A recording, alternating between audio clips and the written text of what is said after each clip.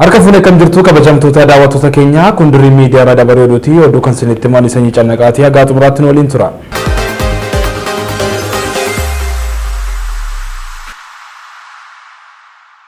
Ministeerri Muummee Dr. Abiy Ahmed godina Dawaarotti warshaa dhiqaa dhagaa cilee eebbisiisan. Ministeerri Muummee Federaalaa Dr. Abiy Ahmed naannoo kibba lixa Itoophiyaa godina Dawaarotti warshaa dhiqaa albuudaa dhagaa cilee eebbisiisuun hojii eegalchiisan. Dr. Abiy warshaa dhiqaa albuudaa dhagaa cilee waldaa aksiyoona misooma albuudaa ET jedhamu godina Dawaarotti ijaaramee eebbifnee hojii eegalchiifneerra jechuun fuula miidiyaa hawaasaa isaanii irratti beeksisanii turan. Warshaan kun sadarkaa biyyaatti oomisha dhagaa cilee fooyyessuu irra darbee jiraattota naannichaaf carraa hojii uumuu ni danda'as jedhamee eegama. Mariin paanaalii sirna walirkaa fuudhinsa baallii gadaa Booranaa haaromsa boodaa Finfinneetti gaggeeffamaa jira. Dabalatii oduu kana akka taanutti qindaa'e.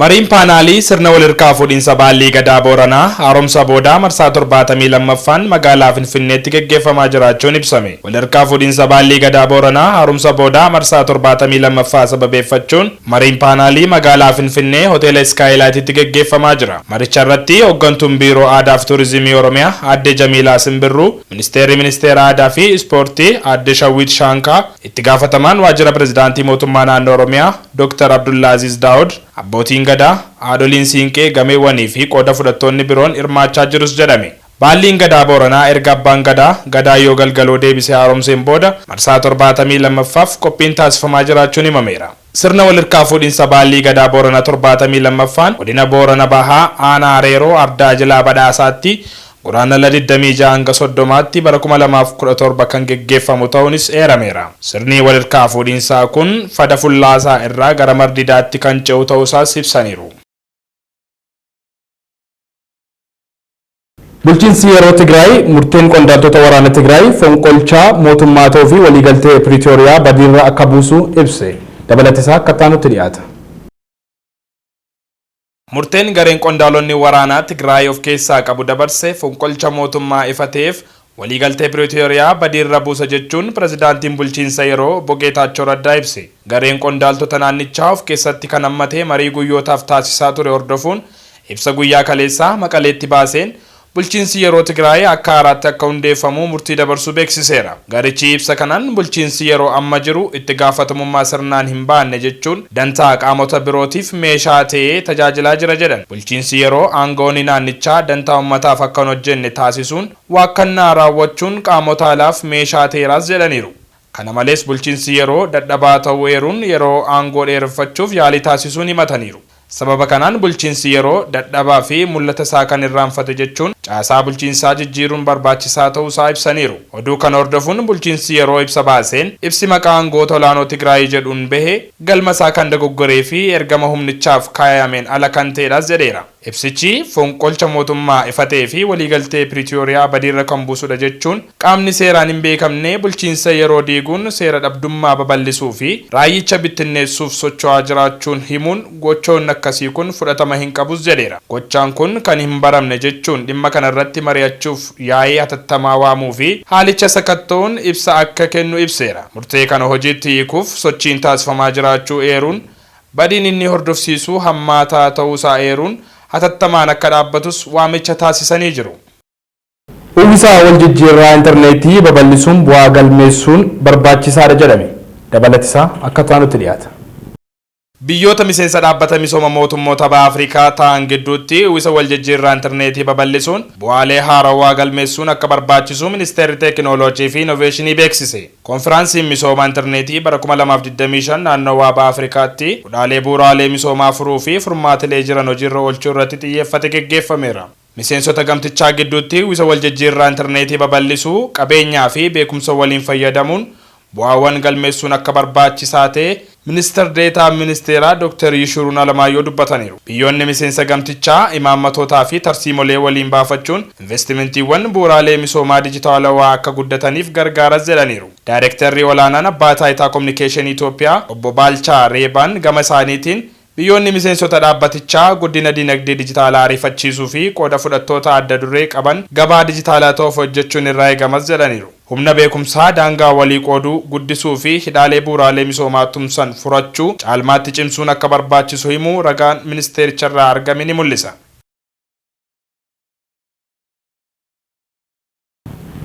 Seera aadaa heerisee kan hambaa addunyaa ta'e galma ilaalchisuun mariin paanaalii gaggeeffamaa jira. Dabalatisaa Jaallee Birraatu akka nutti qindeessite. Dhaabbata mootummaa gamtoomanitti dhaabbata barnoota saayinsii fi aadaan hambaa kiliyyaa ta'e kan galmaa'e seera aadaa isaa kan heerisee ilaalchisuun magaalaa Dirree Dawaatti mariin paanaalii taa'amaa jira. Mariin paanaalii kun mata duree heerisee tokkummaa fi nageenya waaraaf jedhuun taa'amaa kan jiru yoo ta'u, marii kana irratti ministeerri turizimii Salamaawwit Kaasaa mana maree bakka bu'oota uummataatti dura teessuun koree dhaabbii dhimma daldalaa fi turizimii Aashaa Yahayyaa, pireezidaantiin naannoo Sumaalee Mustafaa Mohammad, kantiibaan magaalaa Dirree Dawaa Kadir Juwaal, bakka bu'oonni Jibuutii fi Somaaliyaa, Ugaazonii fi abbootiin amantaa jaarsolii fi jiraattonni argamaniiru. Waltajjii kana irratti qorannoon seera aadaa isaa kan heerisee jedhamu irratti dhiyaatee mari'atamaa jira. Hooggantoonni biiroo fi aadaa turizimii bulchiinsa magaalaa Dirree Dawaa Mikaa'el Indaalee Tolitti akka himanitti heeriseen seera aadaa hawaasaa isaa walitti fiduun yeroo dheeraaf kabajamee jiraateedha. Seerri aadaa kun yaada Itoophiyaa dhiyeessiteen hambaa kiliyyaa addunyaa Jibuutii, Somaaliyaa fi Itoophiyaan waloo qabaniin ta'uun UNESCOon galmaa'uun himaniiru. Seerri aadaa kun biyyoota gaanfa Afrikaatti daran tokkoomsuu fi nagaa waloo, misoomaa fi guddina walootiif akka hojjetan kan dandeessisu ta'us dubbataniiru. Keeniyaa kawaantii Isiyooloo naannoo hawaasni Booranaa jiraatutti ibiddi torbee darbe qabate loonii fi lafa dheedumsaa irratti miidhaa qaqqabsiise. Dabalatisaa akka nutti dhiyaata.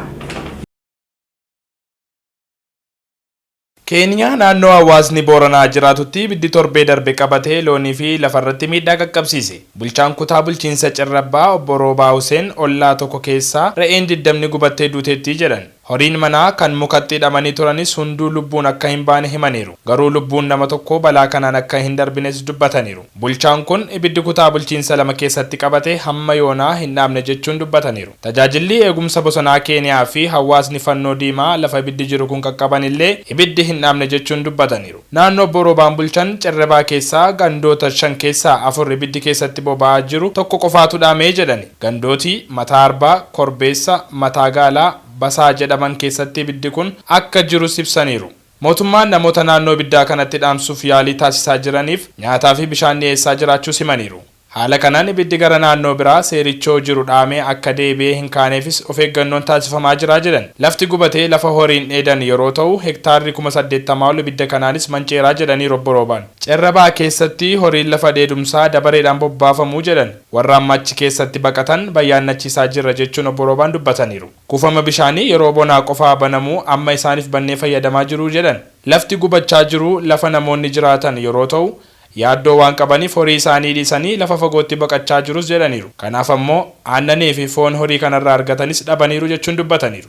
Kanneen ibidda baqatanis hanqina nyaataan akka hin hubamneef yaaddoo qabaachuu isaanii dubbachuun obbo Roobaan hospitaala Isiyooloo wajjin hojjechuun baqattoonni kunneen akka gargaaramanis hojjechaa jirra jedhan. Sodaan biraa isaan qaban ammoo hawaasni lafti jalaa gubate kun lafa dheedumsaa barbaachaa gara ollaa biraatti yeroo godaanan lolli ka'uu mala jechuudhaanis yaada isaanii kaasaniiru. Ibiddi bulchiinsa Cirrabaa keessatti akkatti qabate yeroo ibsan obbo Roobaan ijoolleen qeerransa re'ee nyaatu argitee baddaa kana keessaa qeerransa jira jechuun ibidda lafatti qabsiistee jedhan. Lafa seerrichoo jedhamutti ammoo tiksitoonni gariin isaanii silmiin lafa dheedumsaa keessa jira jechuun ibidda qabsiisanii turanii jechuun dubbataniiru. Dhaabbata fannoo diimaa dabalatee kanneen ibidda kana dhaamsuuf bobba'an akkamiin to'achuu hin dandeenye gaaffii jedhuufis obbo Roobaan deebii kennaniiru. Lafa dheedaa kanatti margi biqiluu akkaan dhedheeraa waan ta'eef yoo olirraan xiyyaaraan dhaamsan malee jalaa dhaamsuun tasumaa hin yaadamuu jechuun dubbataniiru. Oduu keenya biyya alaatiin ibiddi bosonaa haaraan naannawaa Los Angelesitti mudatee babal'ataa jira jedhame. Dabalatisaa Jaallee Birraatu akka nutti qindeessite. Ibiddi bosona haaraa naannoo Los Angelesitti mudate saffisaan babal'ataa jiraachuun gabaafame. Ibiddi hamaan roobii ganama magaalaa Los Angeles irraa kaaba dhiyaatti mudate kun gara lafa hektaara 10,000 olitti babal'achuun ibsameera. Ibiddi haaraan kun ibidda guddaa ji'a lamaan kana keessatti naannawaa hedduu barbadeesse irraa kaabatti kan mudatedha. Bubbeen naannichatti sa'aatii tokko gara kiiloomeetira 32 hanga 48 bubbisee ture. Ibiddicha cimsuudhaan hojjettoonni balaa ittisaa ibiddaa akka hin hojjenne danqaa jiraachuun BBC'n gabaaseera. jiraattonni 30,000 ta'an naannicha akka ba'an ajajamuu fi jiraattonni 10,000 ta'an ammoo buqqaa'uun eerameera. Ayyee kabajamtoota daawwattoota keenya oduun guyyaa irraaf qabannee kan gammaatti daawwatanii qophiilee afaan waliin turtii gaarii.